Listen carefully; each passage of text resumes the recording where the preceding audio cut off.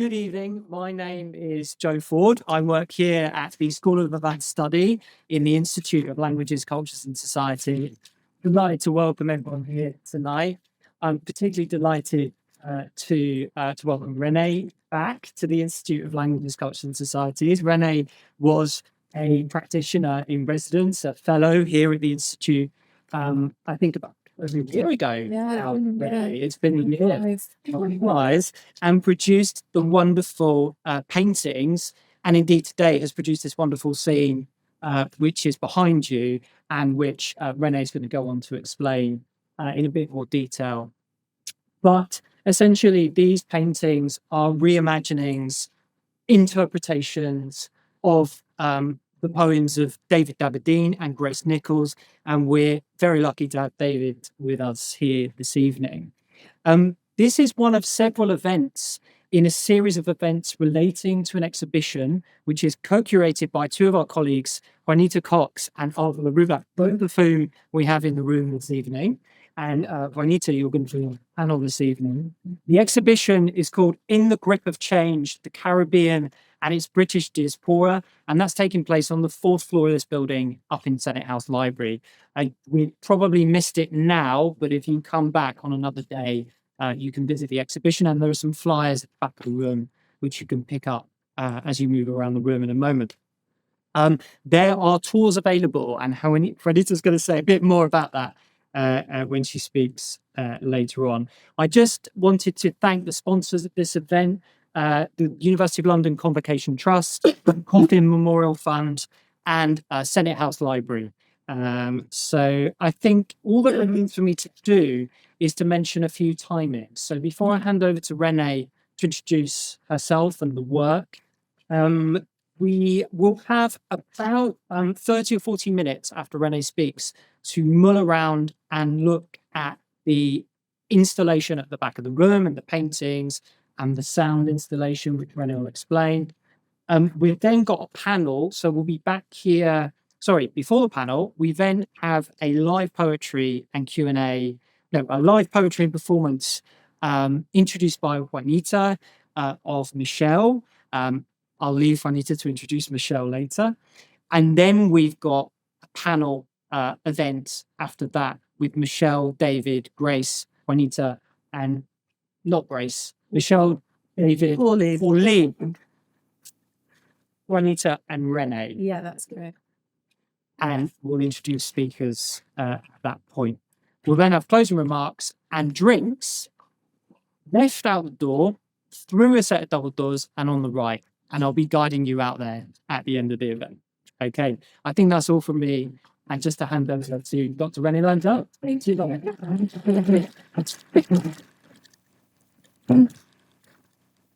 So, good evening, everyone. Thank you all so much for coming. I am genuinely in awe at the people that are in this room. We have Michael Ahajuru in the room.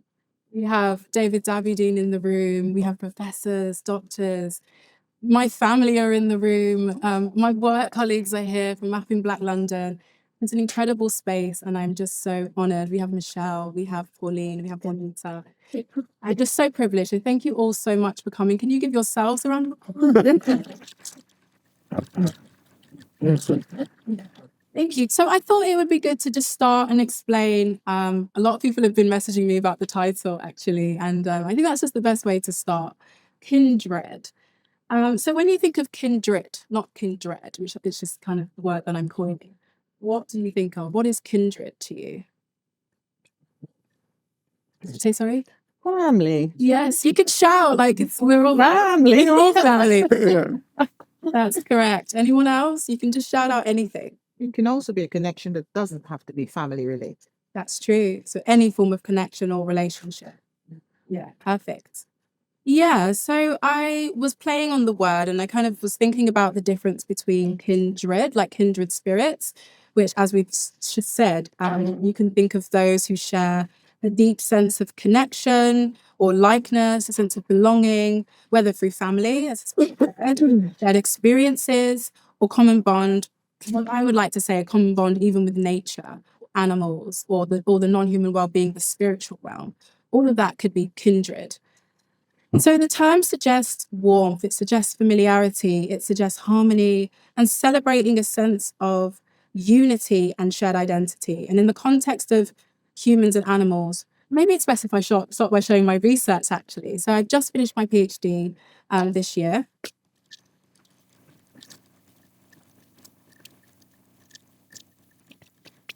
And the title was We Run Things, Things Are Run Away. Black Humanity and the Non-Human World in Anglophone Caribbean Neo-Slave Narratives. And so I was looking at the neo-slave narratives of David Dabydeen's Slave Song, Grace Nichols' I Is a Long-Memored Woman, Marlon James's The Book of Night Women, and Alex Wheattle's Cane Warrior. And I was looking at how these texts not only look at the violence and resistance of Black humanity, but also this kind of shared bond with nature and animals. It's not something that I believe is really looked at in those authors' work in the way that I have, but it really looks at the relationship between the degradation of Black humanity and the destruction or desecration of the non-human world. And henceforward, before I did my thesis, I was an avid artist. I loved art. I loved painting. I loved music. I'm one of two. I work with my sister as part of a gospel duet, and so I love music.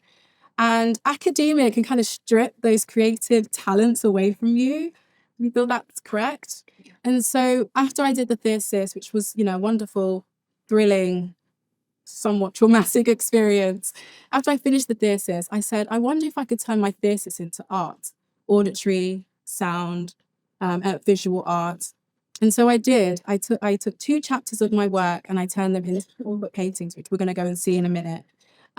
We also made a soundscape because I really thought about how art, whether visual or auditory, could be ways in which we could enhance accessibility for those who may not typically understand how to read or write, a new way of engaging with literature.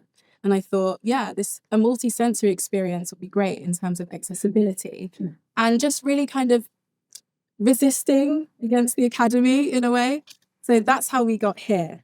And this exhibition is called Kindred. As I said before, we've kind of spoken about kindred and kindred spirits, but kindred really twists that notion. It kind of introduced kinship, but the concept also of dread, which is an intense fear or unease, or what do you think of when you think of dread? That's that. That's a good one too, I mean, we're talking about the Caribbean. Anything else when you think of dread? Fear, yeah. Terror is a really good one. I love that. Yeah, so this unease or foreboding, and there is this shift from kindred, that warmth, towards a darker historical aspect of human relationships, especially shaped by trauma, the trauma of slavery. And that's what the context of this event is. It's slavery and colonialism. And so in Kindred, kinship is haunted by legacies of exploitation and violence. And it suggests that while there is a shared connection across people, across animals and nature and the spiritual realm, this connection has been disrupted by slavery and colonialism. It's been feared, it's been tainted by past horrors. And so I really think about how the enslaved were denied this kinship with one another and with the land that they worked on, that they labored on, severing their natural connections and replacing kinship with dread. So that's how we got here today. And thank you so much again for coming. Before we invite you to go and look at the artwork, I want to read the poems that these are based on. And I have intentionally not put up the poems next to the paintings. So I want you to think about the words in which I'm saying and then kind of associate them with either one. So the first one is called Skin Teeth. Skin teeth is like an idiom, a Caribbean idiom, which doesn't necessarily mean smile, but it means like a wicked grimace or a smirk. There's always like something going on in the background. So Skin Teeth by Grace Nichols. Not every skin teeth is a smile, massa. If you see me smiling when you pass, if you see me bending when you ask, know that I smile, know that I bend, only the better to rise and strike again. And then the next poem is by Dabydeen, who is here. I'm quite shook at the moment because I've done a painting based on his work, a soundscape, a short film, which is playing on the screens, and I'm about to read one of his poems as well. So I'm not going to read the full poem, just an extract of it. Whip me till I bleed, till me beg, tell me how me anima, African orangutan, tell me how I'm cannibal, fit for slaughter, fit for hand. Thank you.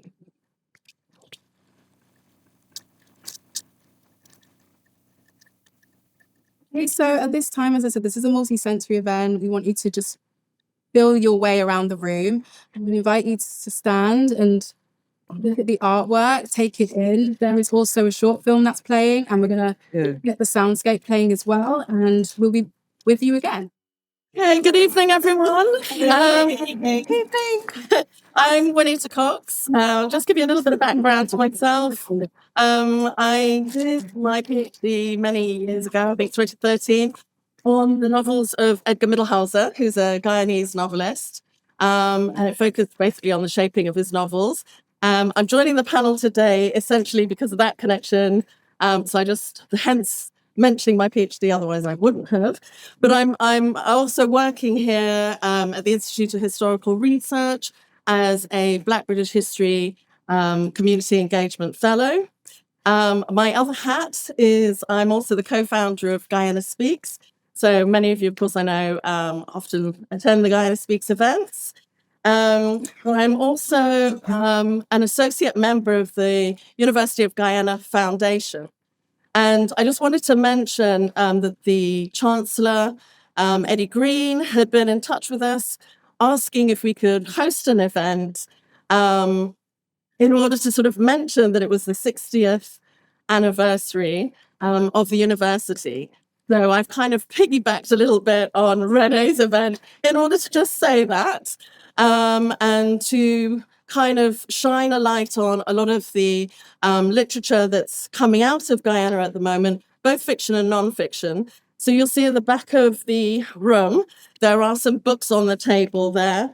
There's Kiskadee by Maggie Harris, a book by Joan Collins Gonzalez about Iris de Freitas Brazil, who was the first, is a leading lawyer, or was a leading lawyer in Guyana, the first female lawyer.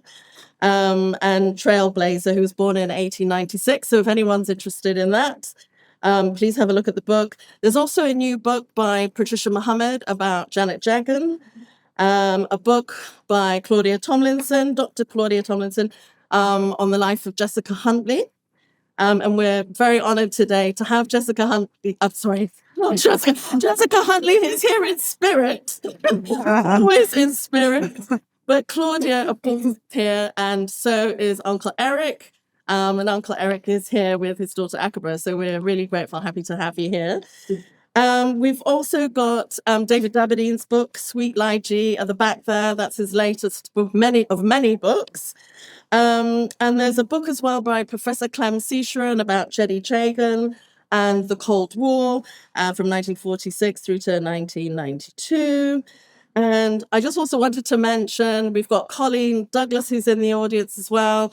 Colleen is a comic book writer, and she's recently published a book called Silk Cotton, which draws on mythological figures from Guyanese folklore. So, and it's absolutely brilliant. So I'd really recommend having a look at that as well. The fantastic thing about that is that later on next year, in January, Colleen Douglas will be talking to us as part of the series of events in connection with the exhibition that Joe mentioned earlier in the Grip of Change. She's going to be talking to us about comics and the use of comics, not just sort of for pleasure in terms of comics as mythology, but comics as they were used as a form of education to teach people how to vote when Guyana got its independence, to kind of help people think about, who to vote for, just the use of comics within the kind of political environment, as well as just as part of culture. So, Colin, we look forward to that. I just wanted to mention in terms of In the Grip of Change, the Caribbean and its British diaspora, that really the key point to holding the exhibition is to highlight the presence of this material within the archives and to get as many people sort of to be aware that that material is there, particularly I think scholars within the community, independent scholars, other historians working in the community, to be aware that it's free, that the special collection can be accessed for free. And yes, please go and have a look at the exhibition. Essentially, the exhibition is, it covers the sort of transition from colonialism into independence on one side. And then on the other side, it looks at the pre-independence transition of people from the Caribbean to Britain as British subjects. And then it also looks at the transnational activism. But there's all sorts of things from political pamphlets. Oh gosh, I mean, yeah, as I mentioned earlier, bits, comics, badges, all sorts of different things. Material from CLR James's archive, from Claudia Jones's archive, from Billy Strachan's archive. So there's a lot of material in there that's hugely fascinating and really important. Letters from Norman Manley to CLR James, that kind of thing. So really worth looking at. And yeah, so just to mention as well, in terms of the books there is a Guyanese Speaks event, Border Bazaar on the 14th of December in Draper Hall in Paddington. So if anybody is interested in any of the books there, just make a note on the piece of paper that's there and we can just kind of gauge what books people might be interested in purchasing. And that's the Elephant and Castle. Castle. Yeah, Castle. Paddington. I have no idea. It is not in Paddington.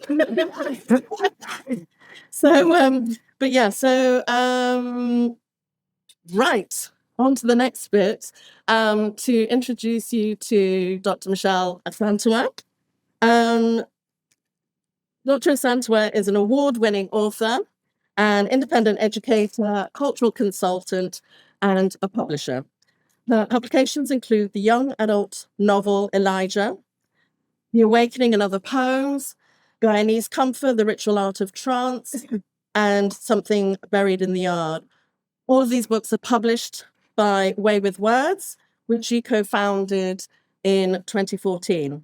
She is the editor of the anthology In Search of Mami Wata, which centers on African and Caribbean water spirits, Mamalou Tales, a biography of her mother, Lucille Davis, which received a prize from the Guyana, a Guyana Literary Prize in 2022.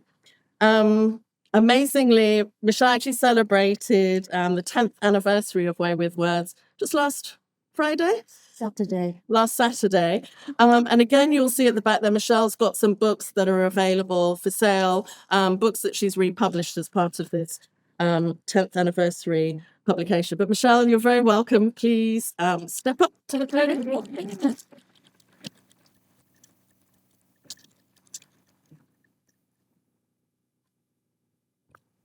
Thanks, Juanita, and thanks for inviting me. One of the books is not a republication. One of them is the first pocketbook we've done, which is called The Rupununi Affair, and that's 4 short stories which I wrote a long time ago. I have loads of these writings that I just need to get out, and this is one of them. And I'm really glad that Dabydeen is here to verify the fact that I did win the award, because he had to read Mamalou Tales as one of the judges. And The Reawakening is updated poems as well as new poems in there. I just wanted to say that. So Juanita invited me, or somebody did, it was you, right? To do a poetic response to Renée's work, which is sitting there eagerly doing. And at the time when she did that, I was busy preparing to go away to China. So it wasn't really, that sounds really like, yeah, I went to China. I did go to China, it was a real thing. And so my head was in that, and I wasn't really, this moves. And so I wasn't really quite focused on the poem. I knew it was there. And it was only when I came back, I kept looking at, because I just had it on my phone. And I kept looking at them and I kept looking at them. And I think it was the one with the sister, just looking back. And she just, so I thought that's where I would go. I would go with this sister, because she was staring back, and I would start it that way. But it came by itself, however way it came. I didn't even have properly in my head, I'm not going to lie. I didn't have the title in my head, this title. But I did then also look at the other image with the animal and the weapons, the tools of destruction. So this is what came, and it's called Of Terror and the Blades. The great benign house, illumined by rebel flames, its odious family secrets enshrined in sanctimonious victories, that those were the heights of their unending greatness. When with wanderlust they sent missions and missionaries to ignite the greatest battle of the world, who burnt our beautiful brown bodies, branded us baboons, destroyed our simplest dwellings, rampaged, raged and raped, our divinities desecrated, beguiling our bonds with Mawu, Zambi, Nyankopon, Nyame, Onkulukulu, Ayanwu, Onwa, Chukwu, and Uludumare. In these simple dwellings we lived and loved and worshipped, but now we curse and despise our lower, Abasom, Inkesi, Neteru, and Orisha. Gallant savages on horseback, thrashing, whipping and lashing in diabolical frenzy and axiological parody, enacted for adventure and capital gains, despoiling your claims of benevolence and benignity. Your sovereign soldiers hacking bodies till blood, bone, and fire commingle and form seamless macabre sunsets and sunrise on our revolts. Our eyes no longer know tears. They dream the dream redness of the sun setting, until we make haste to summon our salvation. A warrior rallies the ready. A sister's voice strains from the heart of the cane fields to burn it down. Blade by blade, burn them all to the ground. For too long we've bowed our heads, looking up to your gods, and learned like the ensnared Caliban to curse our gods and despise our deities. Measured, weighed, then quartered, chased, lashed, and hung. Your God approving this terror. Your kings and queens validate these horrors. Our gifts of iron, gold, and cobalt, used against us for your gains and discoveries. Bullwhips and cat-o'-nines, tipped or without, they tortured. Eyes torn, flesh yanked from bodies as the whipping gained rhythm. But with stilled hearts, we wait, down by the trenches, concealed in the back dam and cane fields, empowering our obia, channeling Oya.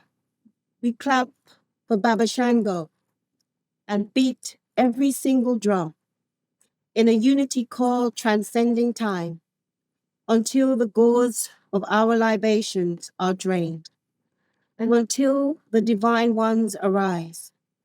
We will dismantle every unyielding plinth from that great benign house still looming in the shadows.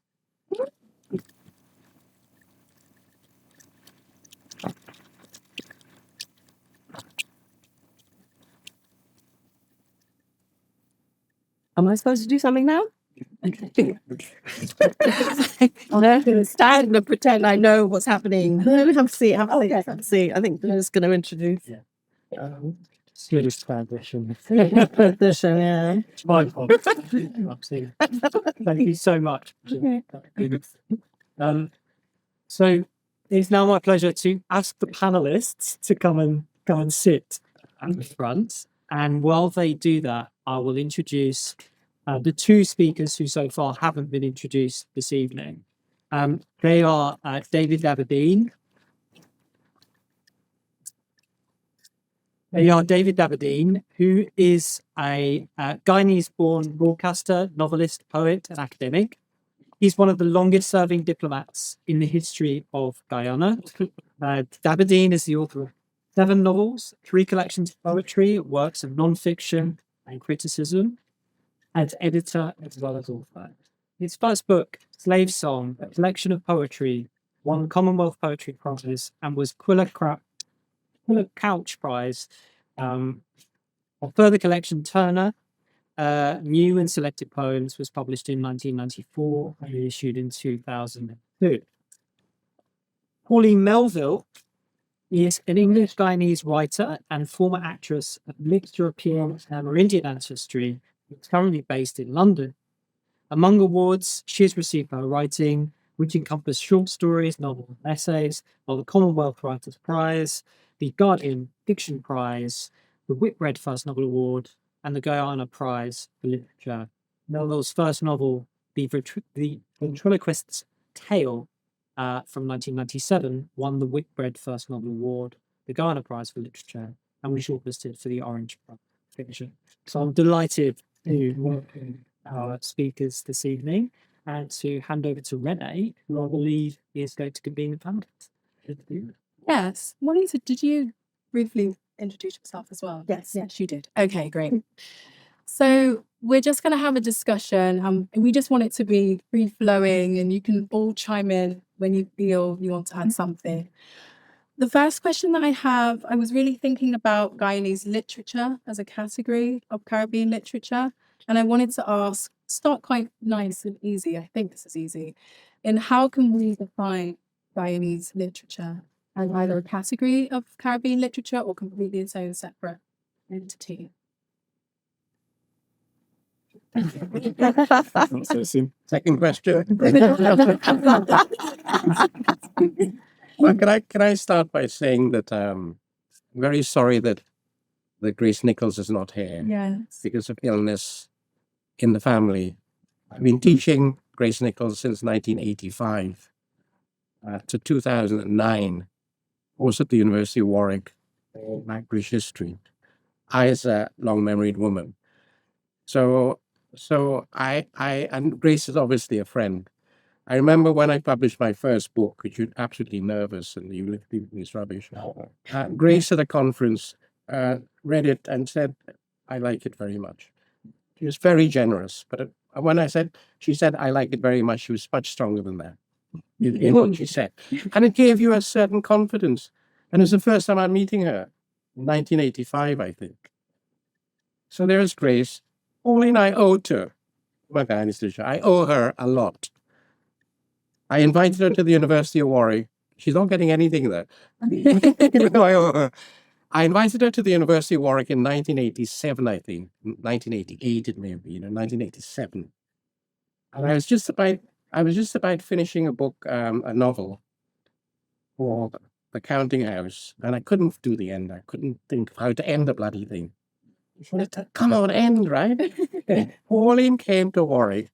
She did a reading, the first 15 pages, the first 12 pages, I think, of your novel. It came after Shapeshifter. And it was such an inspiring reading. It really...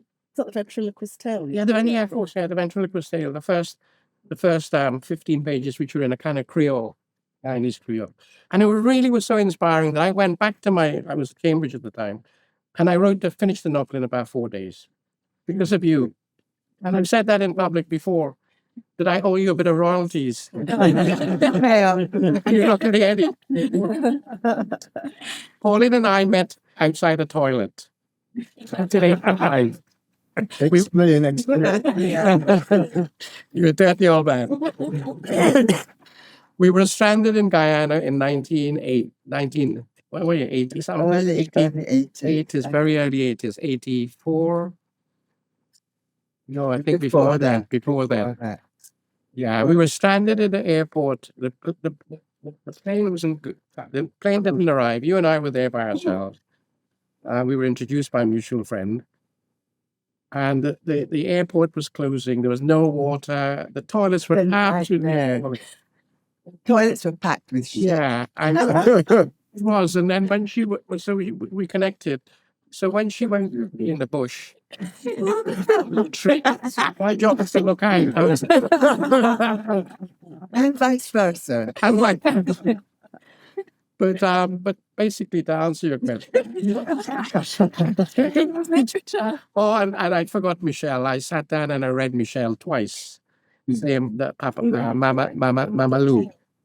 You had to read it twice because I was judging it for the Guyana Prize. And so you owe me money. I owe you the equivalent of what they've given me and the people there. But can I just say something? Because as you were talking, I thought too about there are certain peculiarities because when you find a Guyanese literature, because I read you, I actually read you for my undergraduate, yeah, I know, I didn't tell you that. Yeah, I did. Yeah, because I did. Because my interest in Guyanese is literature, but then I wanted to specialize in the Guyanese aspect when I was at university. And there was, what I wanted to do, there wasn't too much. And Patricia taught your ventriloquist, I can't even say it, in one of the sessions. So I had to read that. Not had to, I enjoyed it. And then I did table walk, the short story for my PhD and stuff. But what I was trying to say was there's like a flavor, there's a taste that when you're talking about Guyanese literature, there's going to be that peculiarity that you will find with all the others, of course. But because to me there seemed to be like a broader range of when you're talking about Caribbean literature, there could be other things that they seem to be linked in, like I was thinking about frangipani and stuff like that, and I think those they're things that travel over what's in the Caribbean. But Guyana, you have to look for those nuances, those special things that you can identify, either their hooks, and and then they can take you. So just now, what I liked about what David did there was he took us on that little journey of, well, how do we create the literature that is Guyanese as well? And so we were able to just get the airport, the shit that you call it. In fact, one of the stories in that short story one is called The Latrine. And so that's what I was imagining when you said that. So it's the way we bring it together, and it's how idiosyncratic, the idiosyncratic elements that forms it in its peculiarity. Yeah. I think, though, I would say that having read Guyanese literature versus literature from other parts of the Caribbean, the thing that stands out the most for me is the vastness of the Guyanese landscape. And that really seems to determine the shaping of Guyanese literature in terms of Dennis Williams used to talk about the mystery of the interior in a way that's very different from Ireland. Yeah, but like if you think of Wilson Harris or any of those kind of writers, the landscape really looms large. And I think as well, even think about Middlehouse's writing, you get this sense of, in the post-slavery period, the landscape kind of taking over and kind of hiding the horrors that are there for people to then kind of, when in his writings, people might be wandering along the Kanji Creek and then come across some sort of a chain or something that reminds them or harks back to slavery, and the landscape is kind of, he's thinking of all the secrets that landscape has seen, all the horrors that it's seen, but they hold their silence. But it just feels really different from literature in the rest of the Caribbean, because you're talking about smaller islands. The space is quite Not just a space. in Guyana is the fact that that space is connected to the rest of South America. And that haunts all the writers. Yeah. That element of magical realism as well that comes through much strongly. And much more effect. And I can tell a little story actually about a cousin of mine. Well, it's actually his son who's Wakchan Indian, Amerindian. And he came down, he was 11, came down to Georgetown to study. And he stayed with an African Guyanese landlady. And she said to him, Yamochi, he has a YY name, Yamochi, you're not a real West Indian because you don't like cricket. He said, no, I'm not a West Indian. I'm a South American and I like football. And then she said, and I'm much happier in Barbados and Trinidad than I am in the interior of Guyana.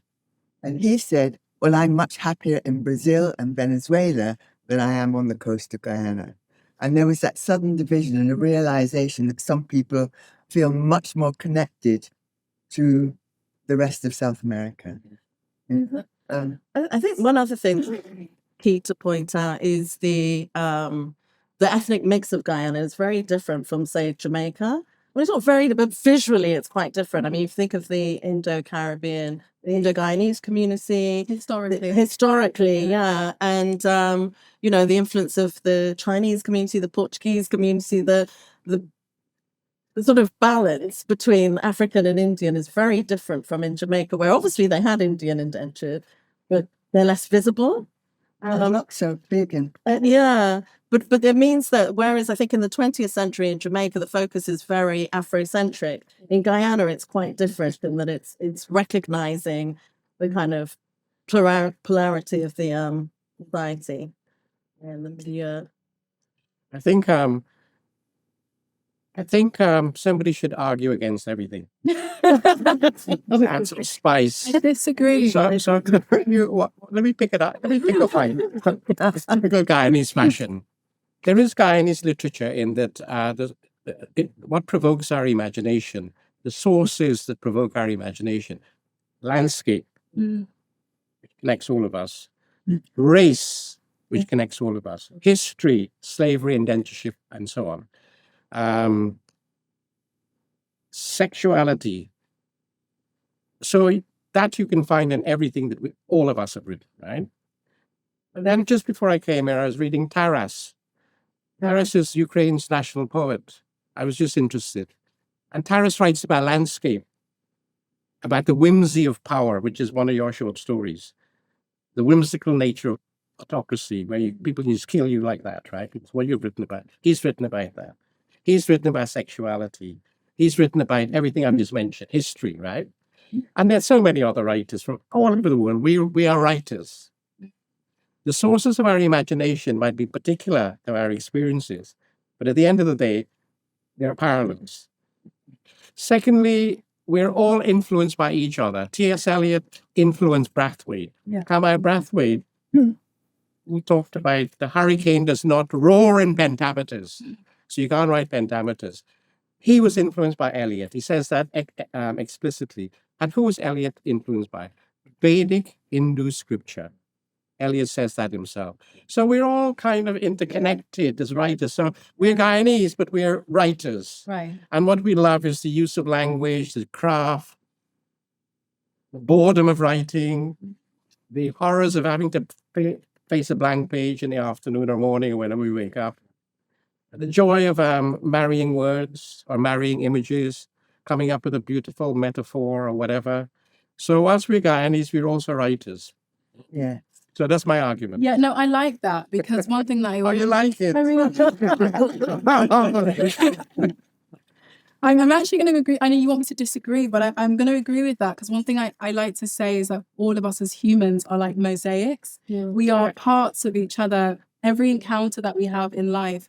And so that's kind of the experience I have as a writer. I told you already, I've already fangirled David Dabydeen. I was like, I'm heavily inspired by your work and all of the people on this panel. I'm married. I'm engaged.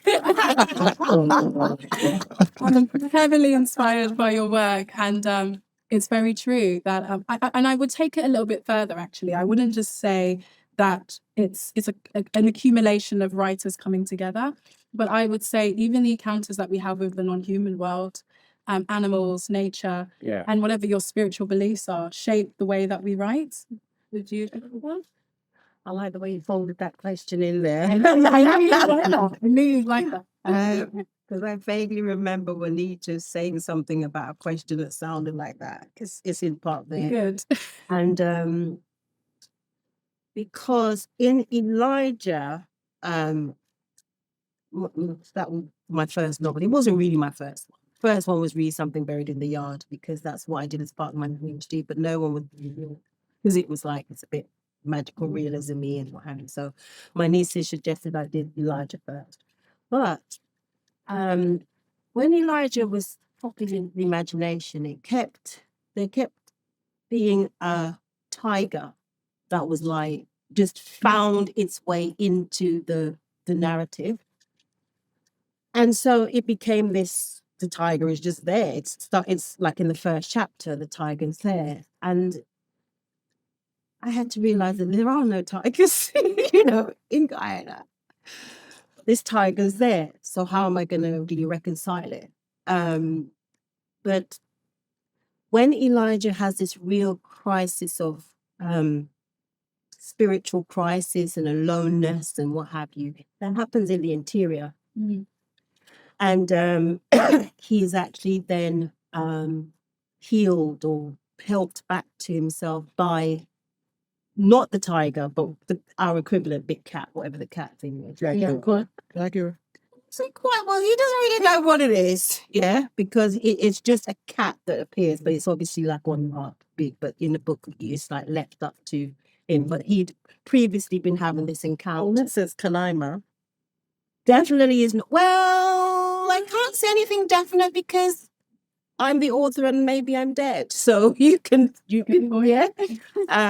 But yeah, so I felt that animals and as well as people just can find their way into a narrative for whatever the reason, whether it's like, funnily enough, I discovered that one of my spirit animals is a tiger. Many years later, I found this out. So it might have been my own, it's like my own spirituality popping itself in. But yeah, so I just find that when you're dealing with landscape, you're dealing with that interior in the sense of himself. It's open to whatever the spirit is guiding to bring out, and that's what happened in terms of my experiences with literature. Yeah, no, that's really that, and it brings me to the next question, which is for everyone else. In what ways do humans, animals, and nature, and perhaps maybe even the spiritual realm, appear in your works that explore colonialism or slavery? It could be one category. You could just focus on human, but I put there human, animals, and nature, and the spiritual realm. How does it appear in your work? I don't know. I didn't mind. I don't know the answer to that. Okay. I don't really analyze my own work very Yeah. seriously, to be honest. Say, I mean, other people do their PhD. Oh, no, you- I can't understand them. Pauline, yeah, you're so right, Pauline. I remember what Derek Walcott said about he didn't like the philosophy of literature. Mm. He said, I never put Descartes before the horse.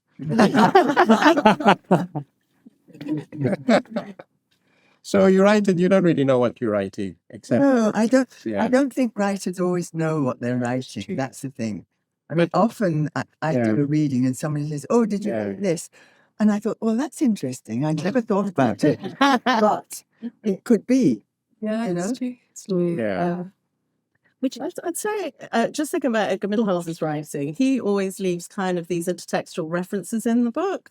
So, for example, in his novel, Quarantine Thunder, he references Francis Bacon, who'd written a short essay of the vicissitude of things or something like that. But Francis Bacon had said in there that the Caribbean basically had no history because of deluges and because of the climate and that kind of thing. And so that was all part of the racializing of the Caribbean landscape. And he was sort of familiar with the idea that, hurricanes were always seen as happening somewhere in the Caribbean and destroying everything.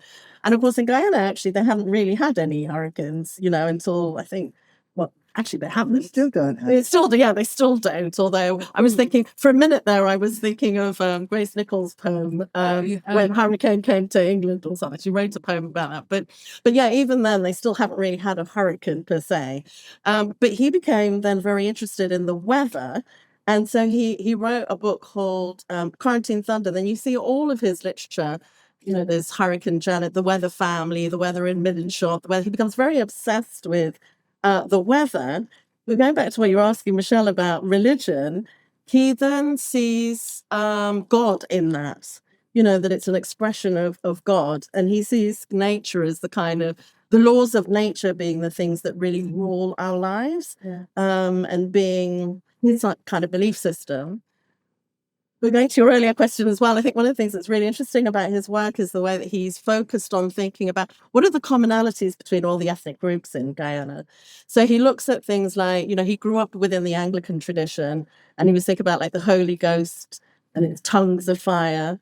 And then he was thinking he'd read, Arabian Nights, and was thinking of the jinn, and then the jinn has this child of fire. Then he read the Mahabharata and the Bhagavad Gita, and in there's the character Draupadi and her brother, who are born from fire. So he starts getting obsessed with this idea of fire. When you then read his literature, he's got a story in a morning at the office called The Gem. And the Jan, I love that you called it kindred, because the Jan is like an alter ego of this. It's sort of, there's a child having a dream, and the dream is set in the Kanji Creek, and the Kanji Creek is this really dark, mysterious space, and things come up out of it. And it's obviously some kind of idea as well about, when you're dreaming, that kind of your id, what's your creative mind bringing up a kind of the self-projection of yourself. But anyway, in the story, this alter ego is a really terrifying monster that comes out, a dreadful monster that comes out of the landscape, and it keeps shouting,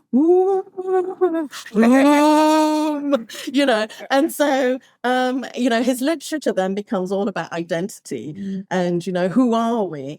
And that people in Guyana are almost afraid of looking at themselves and thinking, what does it mean to be African? What does it mean to carry that history of slavery, that brutality? And obviously he's of mixed heritage. So it then becomes even more complicated for him, because he starts, there's all the tragic mulatto kind of tropes that are particularly present, during his particular historical juncture in America. And he's thinking about warring bloods, his white blood versus his African blood, and who's going to win out. And he's made to feel ashamed. His father's a negrophobe, to use the language of the time. So he grows up feeling kind of like he's got this tainted, this tainted blood. So it's really interesting the way he then embodies that into the landscape as well, and the climate, and it's just, there's a lot. But really, religion's a big And also thing. he set fire to himself. And he ended his life by setting himself on fire. Yeah. So there's something about Guyana sometimes that I have a feeling that geography overcomes history. Okay.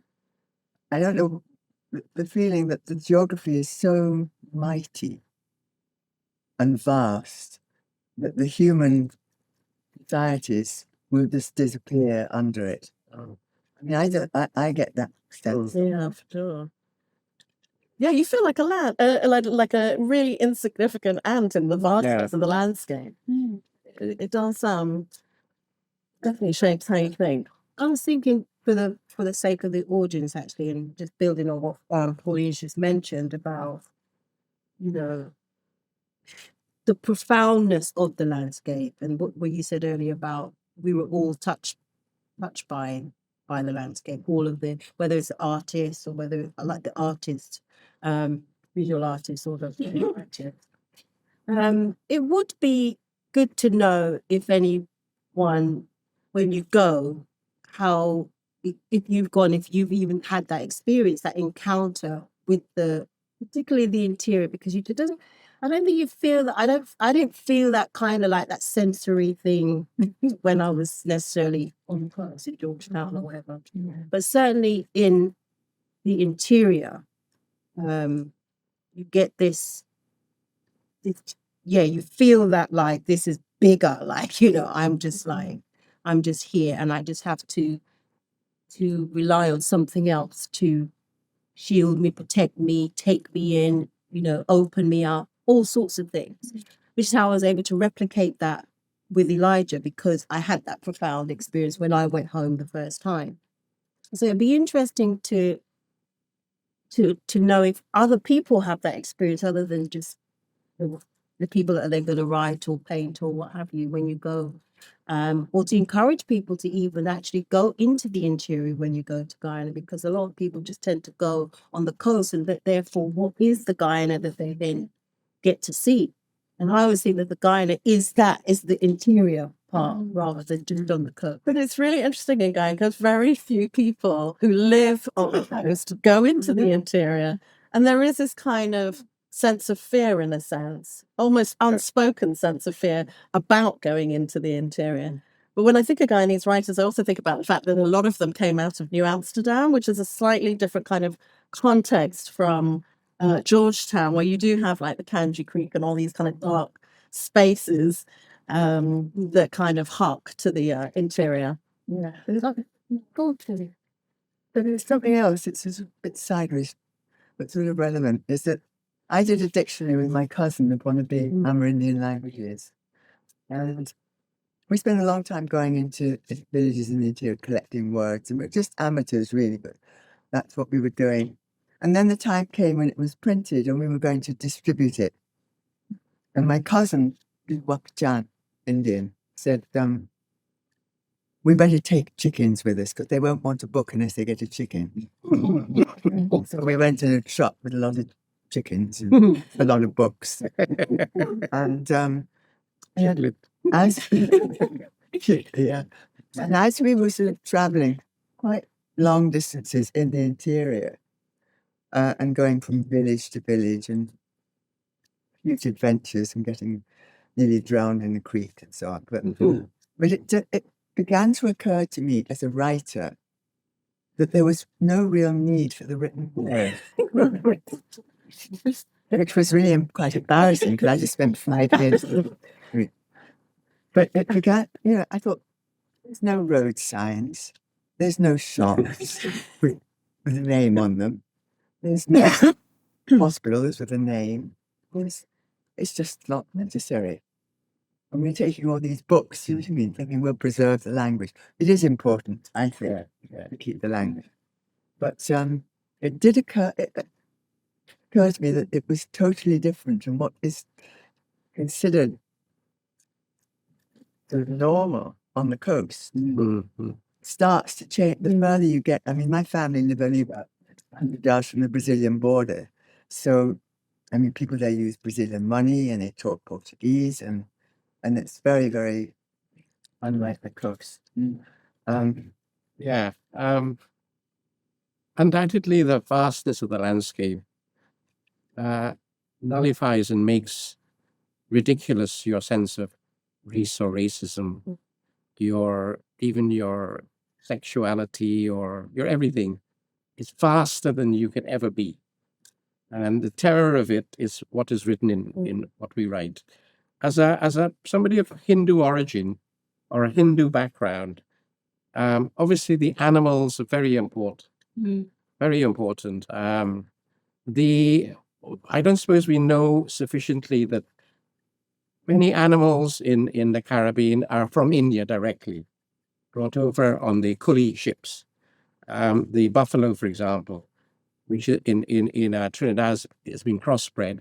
They now call it Buffalo Calypso. The buffalo is a particular cow with a big hump, which we have in Guyana and Trinidad. Well, that came from India. Well, there's a ghost herd of buffalo in the Rupununi. All right, okay. Stampeding or the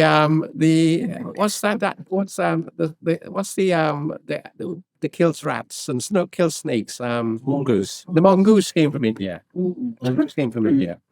If you come from a Hindu background, the snake is everywhere in Guyana. There's snakes everywhere in Guyana. There are more snakes than people in Guyana. The, I love that Michelle. It's got snakes. I love memories. the snake has profound significance for somebody of a Hindu faith because it's a reincarnation of Lord Shiva. So you will find in the countryside old Indians or Indians who are very Hindu in their faith are keeping snakes. Just keeping snakes and worshipping them and feeding the snakes. Yes. Cows, obviously. If you come from the countryside, you are in kinship, kindred, in kinship with cows. Yes, and I, because my grandfather had many cows, and he named them after my sisters. It was in honor of my sisters. You know, he named his cows after because he loved his cows. He was a cowman, right? That's what he was, right? I think thinking back on it, I had a sense very early on through mixing with the cows of the importance of what can I say, women or girls. You came to the idea of feminism without knowing that it was called feminism through Cows. connections with cows. But you'd milk them. I'd milk them with my grandfather. He let you milk them. It's the first time you're feeling Bobby. And I think that all animals, snakes, cows must in some ways filter in your consciousness. Cool. And that's not peculiar to the Hindus. Maybe the worship of the snake is. So I'm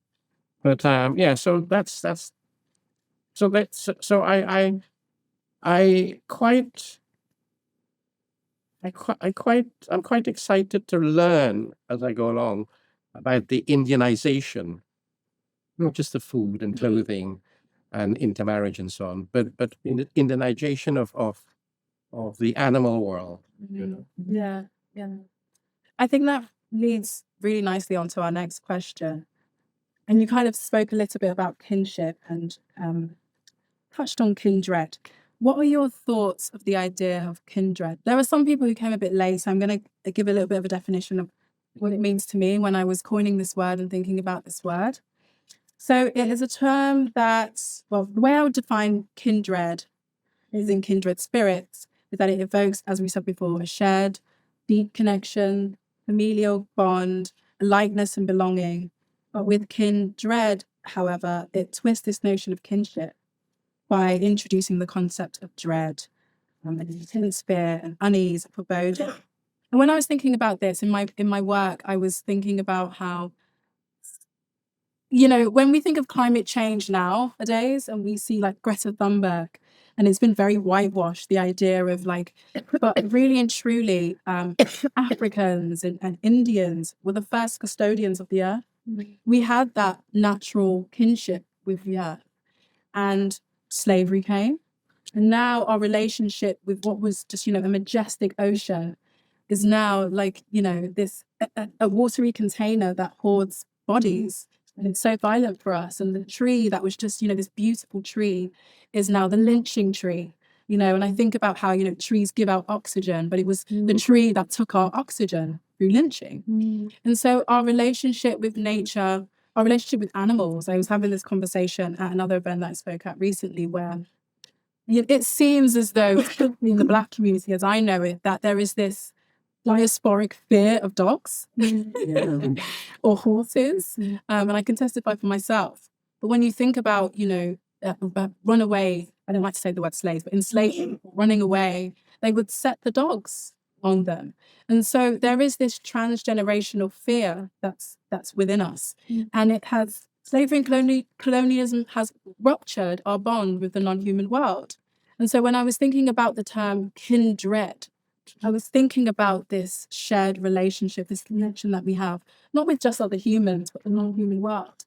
And there is this sense of fear and dread and a relationship that has been tainted. And I wanted to you all to think about really what that term means to you. Is there a writing that you think resonates with the term kindred? I like to say something. in a week or so's time, I'm going to speak at the memorial of Benjamin Zephaniah. Yeah. And so, of course, who was a great friend of mine for many, many years. And I never hear the word dread without thinking of Rastafari. And in fact, there seem to be fewer Rastas now than when I was a bit younger, like in the 80s. I knew loads and loads of Rastas. But their word dread means something wonderful. Yes, it does. It means awe and wonder.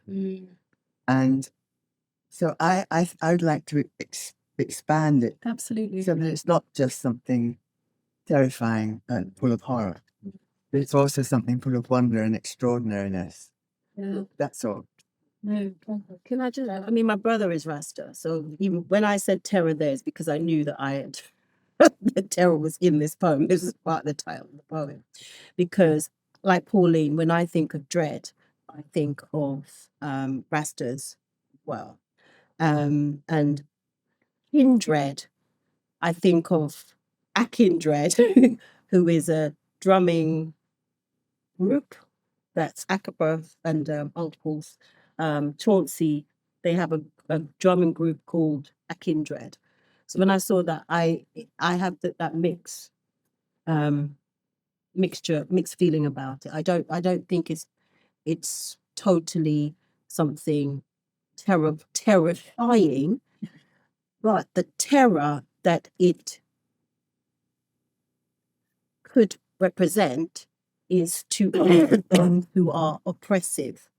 So it's part of that resistance in any case. So if you look at me and you look at my locks or you look at my whatever, and that instills some form of terror or fear in you, then that's great.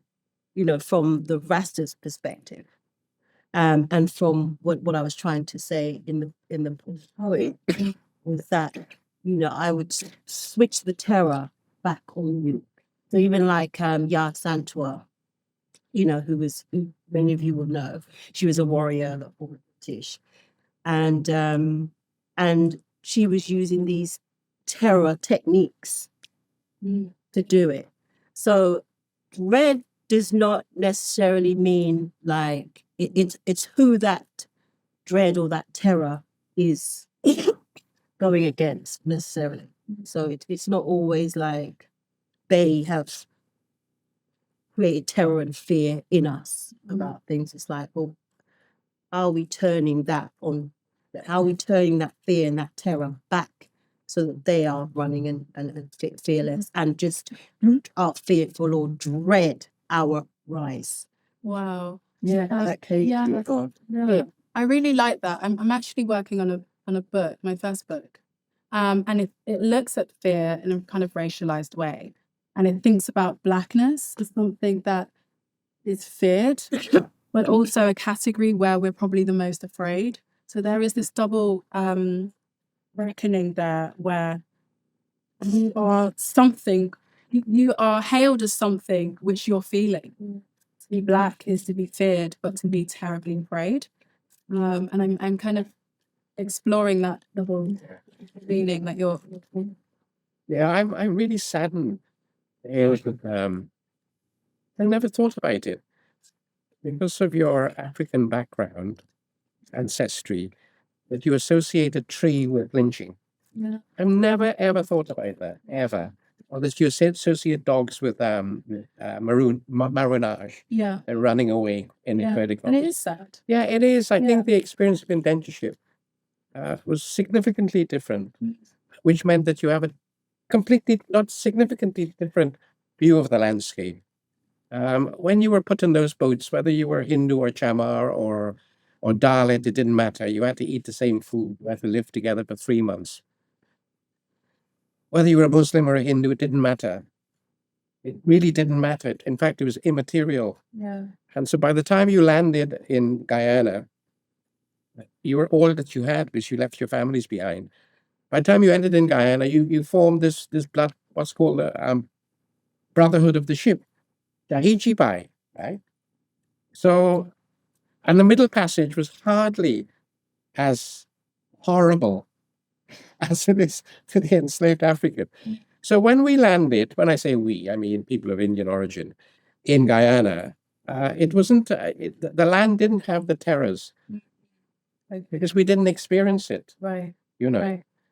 We were never hung from trees. Right. Yeah, and we were never chased by dogs. Mm. And by the way, when I go to India, which I do frequently, I make sure I have my jabs, my rabies jab. Because you do get chased by dogs there. A lot of mad dogs there. No, coming back to the serious point about the Indian and the landscape, we saw the land as an opportunity. Yeah. Because in India, when you come from the lower castes, and most of us, the majority of us were Dalits, untouchables, Chamars, low caste, right? The British did not want to have Brahmins because they knew the Brahmins would be praying all day and also being rebellious. So the Brahmins who went over lied. We have the historical evidence. They lied and said, no Brahmin, me, Chamar. And they signed up, right? They were fleeing poverty and starvation, a lot of it manufactured by British management. Anyway, land was an opportunity. In India, you could not own land if you came from a lower caste. You can work the land, but you could not own land. So when your indentureship ended after 5 years, and you saved up your money by binding your belly, eating very little, and so on, thieving from wherever you can eat, right? Own a cow, and that cow gave you milk, and that cow gave birth. You have now cow and calf, and so on and so forth. And before you know, you can buy a piece of land. And to buy a piece of land for an Indian indentured, ex-indentured, was sacred. This is why today in Guyana, most litigation of Indian versus Indian, I shouldn't say Indian, Indo-Guyanese versus Indo-Guyanese, has to do with land. Mm. My grandfather and his brother quarreled over land. Yeah. It took the same lawyer by accident. And we have a different. Yes, we The do. land to us is promise. It's a place of promise, right? And the space, the spaciousness of Guyana, again for the indentured, would have been quite marvelous. Mm. But you wouldn't have that space in India. Yeah. And the greenness of it would have been spectacular and sensuous and sensational. And by the way, 750,000 Africans were also indentured, which very few people know about. Yeah, it's true. In Mauritius, in Guyana, in Trinidad, in Jamaica, and elsewhere. But so, can I ask Yeah. you, that's quite interesting, because I'm just wondering, in terms of in the post-emancipation period, when a lot of the newly freed Africans were buying lands to create their villages Yeah, and have their lands, and you found a lot of the former plantation owners or whatever trying to flood their land and ruin the land and prevent them from buying land and all that kind of thing. And yet in parallel, you've then got the indentured Indians being able to, you know, once they finish their period of indentureship, being able to buy land and being supported in that. So I'm wondering if you see differences. You know, when I think of Guyanese literature, I hadn't really picked up on the way that experience, is it differently expressed through the literature, or? That's a good question. Yeah, I'm just wondering. I got the ideas about land. No, yes, all Yeah. of that. I mean, that the different historical experience, is it expressed in the literature? I mean, is it something that you notice that, you know, is Kemperdue, for example, Peter Kemperdue in his Yeah, writing, is it expressed very differently from how, I don't know, Jan Carew or one of the other writers? Yeah, I think their it's, relationship to land. yeah, I think it's not just about ethnicity. It is about that as well, but it's also about urban and country, Yeah. because most of the Guyanese writers come from Georgetown or New Amsterdam, not from the bush, what we call the Yeah. bush, right? And then you But build the also, class into that. Yeah. And you put class into that as let me well. say something else which is relevant, which is that on the whole, the Amerindian population don't believe in the ownership of land. Yeah, And it's causing a lot of problems these days because there's a village, nobody owns anything. And people are coming and saying, well, I'd like that. And they have no documents to say, well, it's ours. And there's there's a lack of understanding about why people could own something which is Mother Earth in a sense. You know, that its ownership is not it's not in the mentality. Or borders. I love that, having lived in the Pomeranian, I like the, that the Amerindian community will sort of cross the border into Venezuela, come back when they come. There's no sense of borders or ownership in any of that kind of, yeah. So land is very important, would be very important to Africans because of being stripped of it. So it'd be something like my grandfather, Yeah. he bought land as soon as he was able to. But what British did was they just gave them these ridiculous tiny strips of land that people fight over. It's just house. It's just tiny. Yeah. And obviously there was poor quality. Some people could pull together or did pull together, like in Victoria, to purchase theirs. Still calling it Victoria, but never mind. That's another thing. But a lot of the lands were just individuals. And then you had let's say this is called a one rod, which is just enough to have a house on. But people would then, and this is another one, but some people would just encroach on the others. And you have all of that. So this fighting for land is a major thing. So it's not just it's the same. African beef is over land and family as well. My mum has just come through. My mum is 93, and a bit of land in the same way that she had, that was my grandfather's. When she returned to Guyana after living here, these people were claiming that this bit of land was theirs. And she didn't understand the fullness of the story. So she jumped in and took these people to court and everything. And it turned out that my grandfather had technically sold it to these people for about 50 whatever, and it was his family. But he fell out with them because he found out that they did something to his tractor and retracted the sale.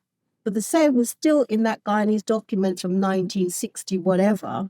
But these people were trying to claim that they were theirs. They went and got money from the bank to build on it. And all the time whilst it was, my mum had actually gone to court, and the court said, you have to pay for it because your father really did, sell it to these people. So she bought it back. And then some new people were coming. So land story in Guyana is a big and massive issue. And it's really, really not just land, it's just house and wanting to return back to build a house, to own a house. But also that is related to capitalism. And the sense of feeling like you don't have anything, so you're attached to because that's where you've come over here, and that's the model. You don't mean anything, you don't have anything, you don't own anything until you have something that says, oh, I've got this house or I've got this whatever. My cousin who has just passed away has done the same. It's the same story. That's a PhD in itself. The amount of people, not just in Guyana, that come from here after retirement and go and try and build a house that never gets finished. You know how much money is wasted in half-finished property. And what's the psychosis? Where is that coming from? But I also like the way that the land refuses to be conquered. Oh gosh! I mean, when Rod and I went back to Guyana, we thought we were going to run a coconut plantation, and it was all going to be nice and easy, and the coconuts are going to fall from the tree, and it's all fine, right? Just sell them. So we tried doing that, but then and you have to cut back the cow grass and all this kind of thing. Every day we'd look out the window and it's back up here again. I'm like, hang on a minute, what's going on? And it's always like the land was always reclaiming its space. That's why you can't own it. You can't own it. Yeah. The interior to the community from Georgetown. Somebody asked where my cousin was, and said, oh, he's fishing. Where is he fishing? On the road. Because the road is flooded, full of fish, and that happens overnight, and the Road becomes a trench. right, yeah, absolutely. But Juanita has a peculiar and unique experience of animal and human. Almost a sacred connection. I'm actually terrified now. What's he going to say? You were urinated upon from a great height by a monkey. A monkey. In your bed. Is out in the door. If you were in your bed. There was a hole in the roof, and you thought it was rain. It was a monkey. It was a little monkey. Blessing. Poor little monkey. And I was ill. I was actually ill, and I thought, oh, Is this like a kind of, and then I'm like turning my head to look, and there's little Sakowinky monkey. And a really nice pea through the mouth. It's good luck. It's good luck. It's like when a bird in England hits in your head. It's seen as good luck, right? Now, coming back to Michelle's book, if you have a chance, read it, Mama Lou, because it does deal with land and fighting over the house and the importance of having a house, you know. If I can wear my Indo hat at the moment, and talk about land. Land for us, when I say us, I mean that the old people, teaches you patience. Patience. If we've learned patience, it's through our connection with the land. I'll give you a little example. My grandfather would go out to mind his cows, but you can't leave the cows because they might trample in somebody's garden and then they can get impounded. So you go at 8 o'clock in the morning or 7 o'clock in the morning and you come back with your cows at say 4 in the afternoon. All day you are with your cows. You can't read or write. You don't have a book. There's no television. There's no radio. It's just you and your cows. That demands an enormous amount of patience. Of course, he took rum. He lost the time with rum, which is why they drank a lot of rum, the cow farmers. Would you like to stay in the savannah under the hot sun, just looking at cows? You must dream, mustn't you? You must think, you must imagine. You must have patience. Now, if you're a farmer, you plant that seed, it takes 9 months, 10 months to grow. Sometimes 2 years, 3 years. You have to wait and wait and wait and wait. So I think land for us was also about patience, you know, waiting, learning to wait. Yeah. But it's a very difficult landscape to control. I mean, it must be quite difficult if you, sorry, that's my my phone, which is a steam engine sound, to remind me of my father. But I'll just turn it off because my dad had an obsession with steam engines. Yeah. So yeah, you were saying about land having a I've forgotten where we were. You were saying that land, Yeah. the fact that it's resistant. I want to pick up on that point actually. Yeah, I think that's a really incredible point because going back, we were talking about the sorrows of, you know, feeling that detachment from the land and from the animal. But I wanted to talk on the idea that you're almost speaking about how nature has agency on its own. And, you know, it's not something, you know, when we think about biblical scriptures of dominating the land, we can see it in one way. But there is this sense of agency that but unpredictability. You can't predict what nature is going to do or an animal is going to do. And I want to kind of turn it on its head a bit about what I said about dread in the terms of the ruptured bond, and think about how enslaved people actually lent on the non-human world for forms of resistance. Alex Wheatl's Cane Warrior is a really great example of this. He speaks of Bella Alua, the tree goddess, and in that book, it's focused on Taki's rebellion. And in that book, the enslaved men coming together and they're praying to Bella Alua, the trees, to protect them. And with the second painting that we all looked at earlier, on Grace Nichols' work, you see the woman kind of hiding behind the cane piece, and she's looking at the viewer directly in the eye. And there is this sense of resistance from her, and the skin teeth, which I spoke about, the smirk, but it's the cane piece that's keeping her shielded.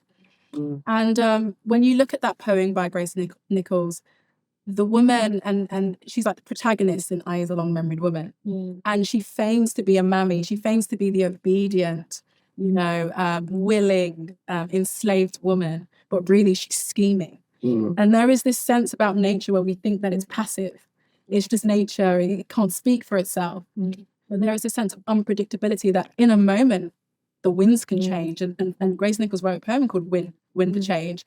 And it's about the hurricanes and the storms rising up in its own form of resistance against the master.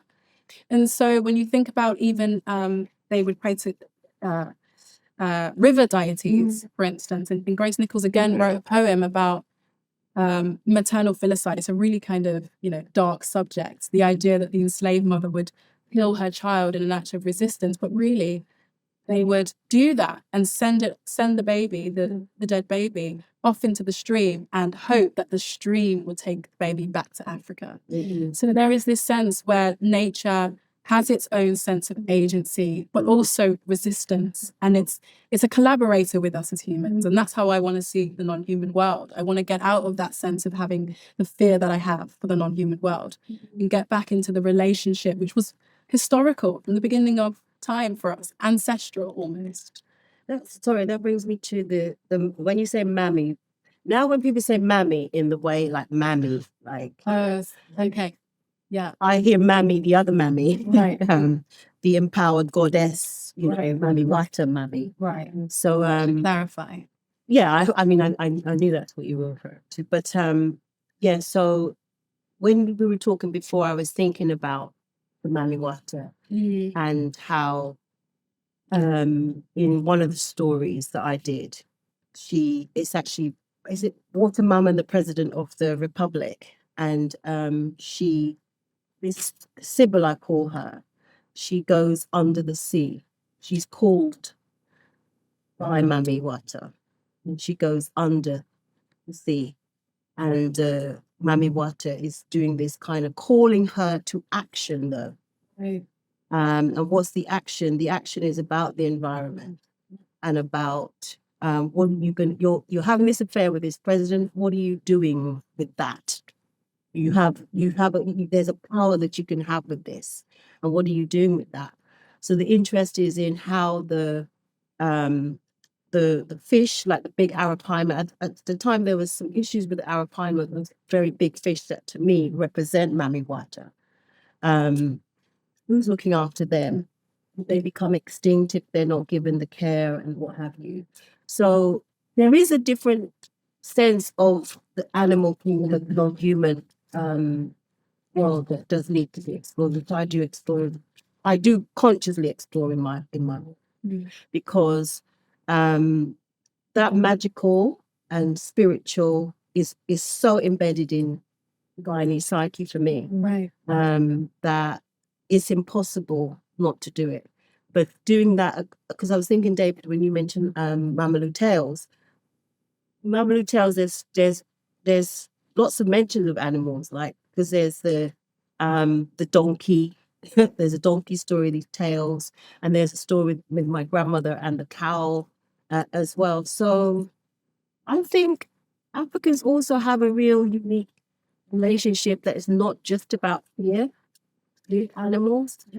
Needs a little bit more time to go into and explore, and with spirit, and with the underwater world, protection, and so on, with the deities. What time is it now? Yes, we are over time. What time is It's it? 8:10. Oh, well, that's early, yeah. No, I mean, Look, at the end of the day, does any of this matter? It was, I think, this didn't matter. W.H. Auden said, poetry makes nothing happen. Oh, I'll just tear this up. No, think about it. Poetry makes nothing happen. You could reinterpret that. The Big Bang, isn't it? Poetry makes nothing happen. No thing. Nothing, something becomes a thing, right? I think when I look back on things, this is my last word. Think all our writings are impregnated in one way or the other with grief, a sense of grief. And I remember, and our grief has its particular sources, slavery, indentureship, and so on. But I remember Seamus saying, talking about the Greek literature really is about love and grief. And what is rooted in grief is a sense of your own mortality, but also of a communal sense of continuous sporadic suffering.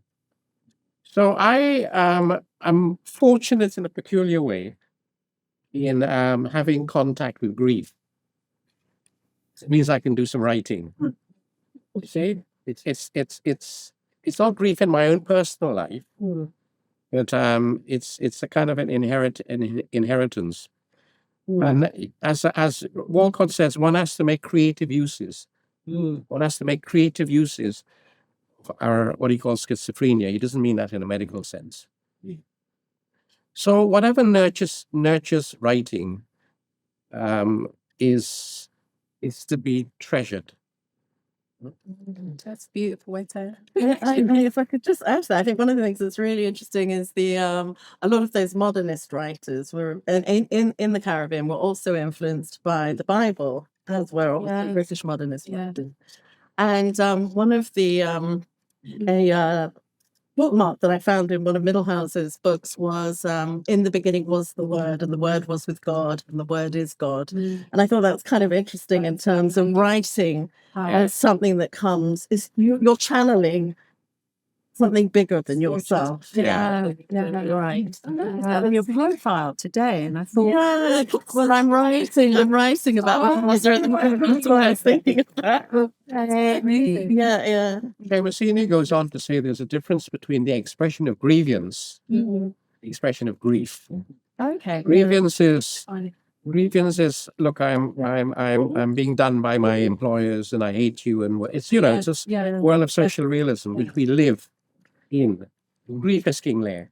Yes, that's Grief is king there. Never, never, never, never, never.